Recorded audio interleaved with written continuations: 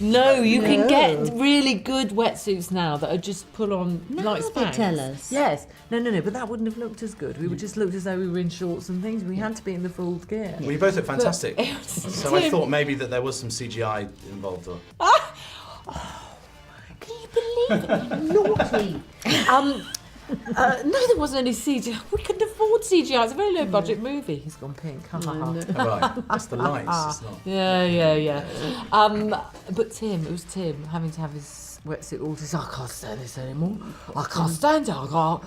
Get me out of here. Get me out. So hot. And then looking around and seeing everyone's faces. That was hilarious. So we all look like that.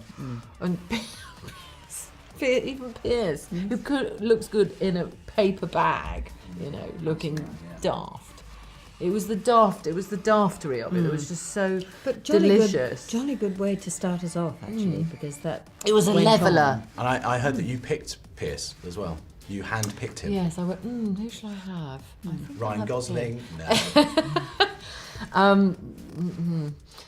Yes, I can't think of anybody better now. No, absolutely. I mean, we'd always wanted to work together, me and Pierce, and I just thought, what better thing to find than something that had romance to it, but wasn't wasn't a full-on romantic drama. Had a bit of drama, but really had that thing of that really fast-talking, almost slapstick. And when it comes to casting, like some of the younger characters, like your son in the film or anything like that, there was no feeling of sort of, we need a Harry Styles, we need to get sort of a real, let's balance it out with some famous young people, whether they're music or film. I don't know. You'd have to ask Joel that. I mean, I wouldn't have thought that. I mean, famous young actors might have come on board. I don't know.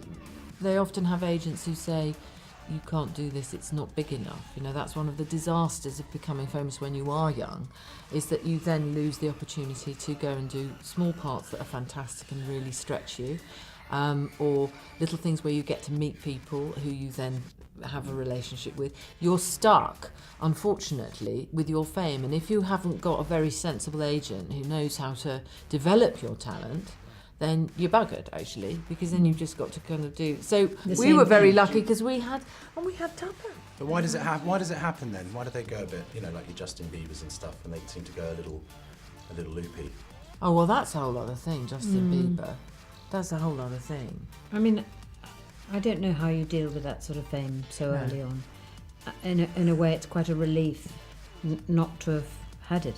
I feel. No, absolutely. I mean, I'm not sure. You've got to have somebody with a. You think of somebody like Elvis, for goodness sake. He was sold up the river too. You've got it to be happens. built of steel to survive. I don't know how you deal with it. And then do you give advice to them when you're at parties? Do you pull them Justin, aside? I told him. I said, Justin, listen, you've got to stop all this. I mean, first of all, the hair. Let's just talk about the hair. I mean, I gave him anyway. He didn't listen, and now look. You see.